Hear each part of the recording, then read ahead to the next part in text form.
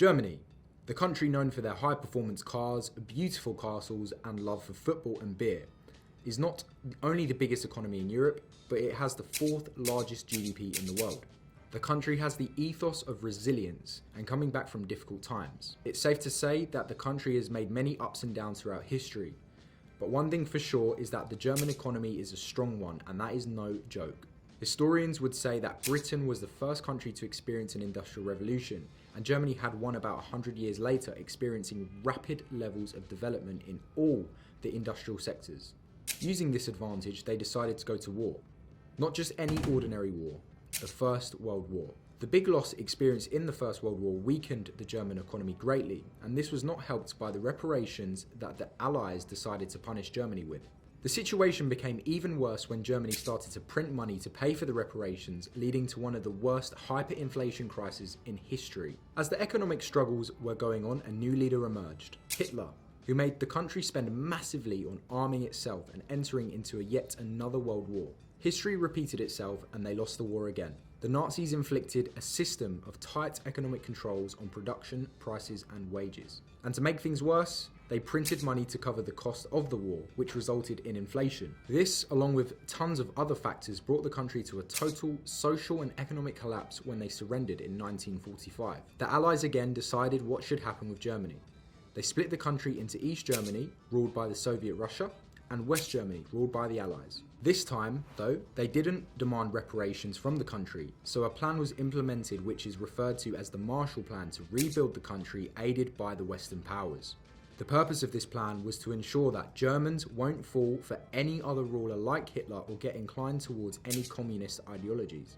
The Marshall Plan's effectiveness in the rebuilding of the country is well known, but it was not the only reason behind Germany's economic success. After the war, Ludwig Erhard, the economics minister in the American zone, brought major reforms, advocated for a free market economy and emphasized frequently that Germans have to accept their tough conditions and only hard work and self-responsibility could make them prosper and attain a new place among the civilized nations of the world.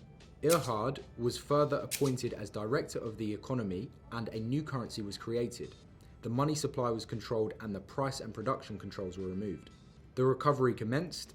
The hoarded goods came out as people could now sell them for a competitive price instead of selling them for a worthless currency. Industrial production continued to increase greatly, and in the next couple of years there was a spike in prices after the price control policies were abolished. However, the cost of living returned back to low levels after the agriculture and industrial output increased. The economic growth continued its way into the 60s, and the productivity made West Germany to become economically stronger. So much so that it was stronger than countries who won the war like Great Britain. However, on the other side of the country, East Germany, they went through terrible financial times under the planned economy of the Soviet Union.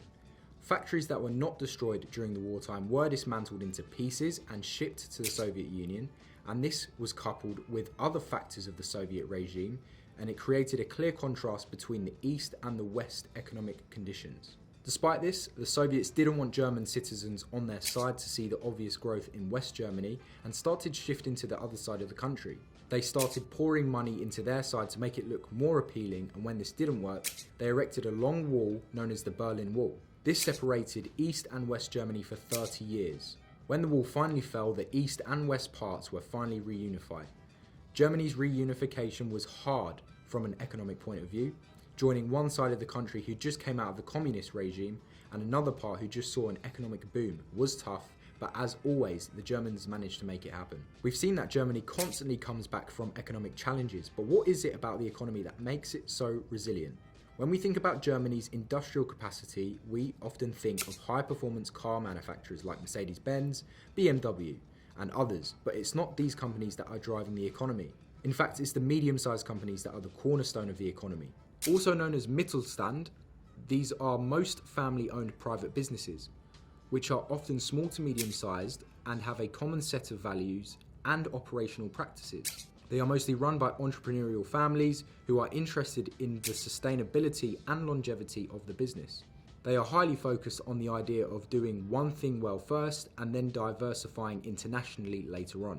These companies have love and commitment for a product or service and are in it for the long run.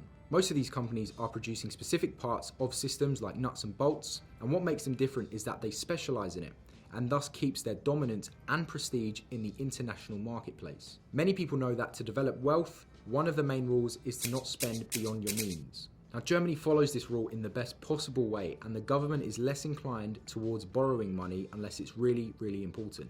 Also, low corruption rates within the German parliament helps to maintain and increase the wealth of Germany. Germany adopted the euro, making their currency a less expensive currency to convert to, and thus adopting the euro made the country sell and export their products at a lower price, encouraging more countries to trade with them. Germany is almost half the size of the American state of Texas, but it is the third biggest exporter in the world after the US and China.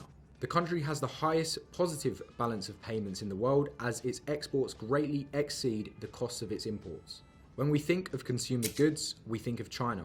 However, the machines used to create these products come from Germany, so Germany indirectly benefits from Chinese trade. Now, some people would say that Germany is successful because the German people were successful. In other words, its people are the biggest asset. The country's economic strength is fueled by its education system, and if you don't want to pursue academia, the vocational training systems are great in Germany and are less stigmatized than in other countries. The hands-on work and manual skills gained from vocational training are not underestimated in the country, and educational institutes work closely with industries to improve apprentices and to ensure that they receive a lot of on-the-job training hours in the workplace. Further, the students are getting paid at this time, ensuring that they are employed and have a disposable income. This way of approaching training and jobs is great to keep the unemployment level low, and it may be one of the reasons why Germans don't usually leave the country in search of education and jobs. Industrial output makes up around 30% of the GDP, which keeps 1/4 of the German workforce employed. Germany excels in producing and exporting motors, with renowned brands like Mercedes-Benz, Audi, BMW, VW, and Porsche, which all contribute to its powerful position in the industry. In fact, Germany is said to have a market share of around 90% in the global premium car market. Germany has stuck to industrial production even after the dot-com era, however has managed to adapt to current technological needs. The country has also been criticised for exporting arms to the countries that are involved in conflict regions and human rights violations, and Germany is in the top 5 biggest arms exporters in the world. Although agriculture contributes to less than 0.9% of the country's GDP, it covers around 90% of the domestic demand. This also helps because Germans love their own products. In terms of tourism, Germany is in the top 10 list of the most visited countries in the world. Its big tourism industry contributes to 5% of its GDP and even employs 5% of the total workforce. From the struggles of going through 2 world wars, hyperinflation, reparations, the Eurozone crisis, the 2008 financial crisis, to more recently Brexit, it's safe to say Germany has experienced many difficulties, but it always seems to move forward and be resilient. I would like to say thank you to those who all watched and stayed to the end. I really do appreciate it. Do you think I missed anything? If so, let me know in the comments below and I'll try my best to reply to everyone. Again, please like, subscribe and share the video to support the channel. Until next time, bye bye.